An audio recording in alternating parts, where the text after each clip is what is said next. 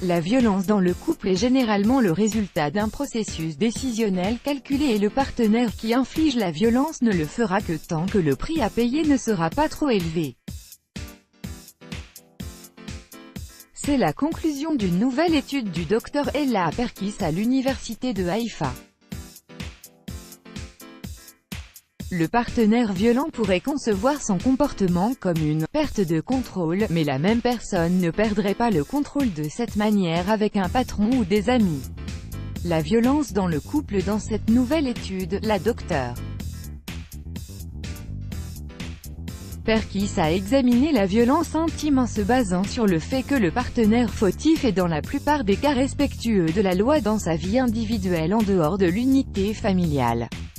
Selon Perkis, dans la plupart des cas, le couple continue de vivre ensemble et de maintenir une unité familiale partagée. Perkis a divisé la violence intime en 4 niveaux de gravité: l'agression verbale, menace d'agression physique modérée et agression physique sévère.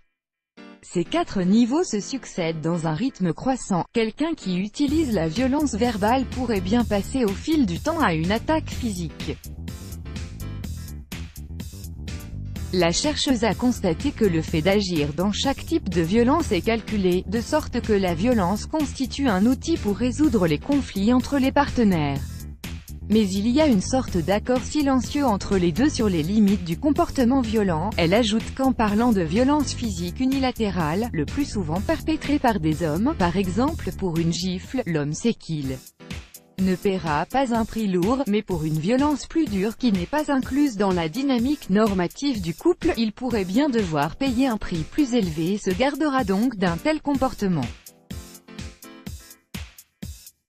Un prix élevé pourrait être le départ du partenaire ou le signalement de l'incident à la police ou au lieu de travail, ce qui signifie que le comportement violent n'est pas le résultat d'une perte de contrôle. En effet, dans certains cas où l'un des deux partenaires souhaite faire du mal à l'autre, et de peur d'en payer le prix cher, il se peut qu'il le fasse à travers une tierce personne, afin de rester à l'abri de toute suspicion, comme le témoigne l'histoire de cette femme. Une femme victime de son partenaire. Cela fait 10 ans que Katy Pipé a subi un traumatisme horrible de la part de quelqu'un qui prétendait l'aimer.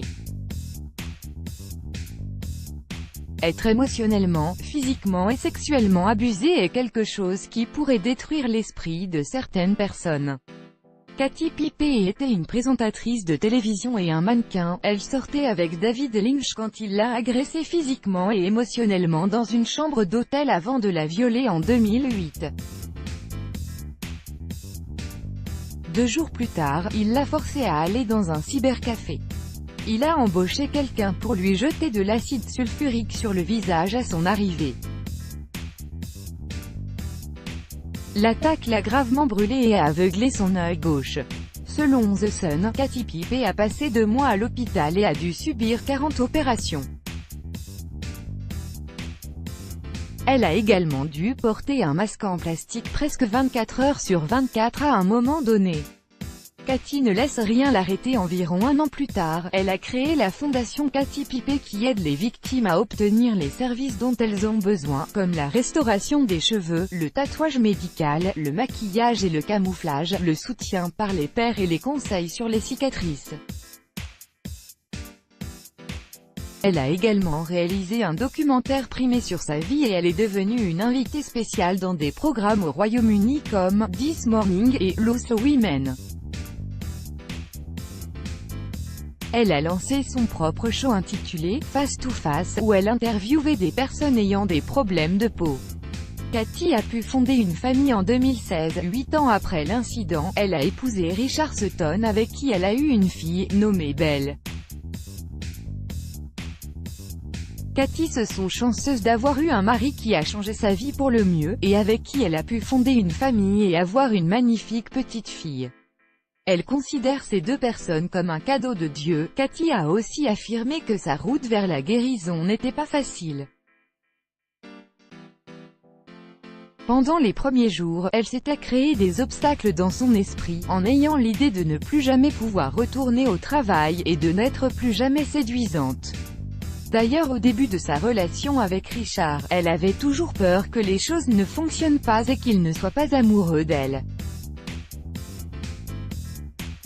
Les expériences passées lui ont appris que la confiance en soi et le bonheur sont des choix de vie, et non de la chance.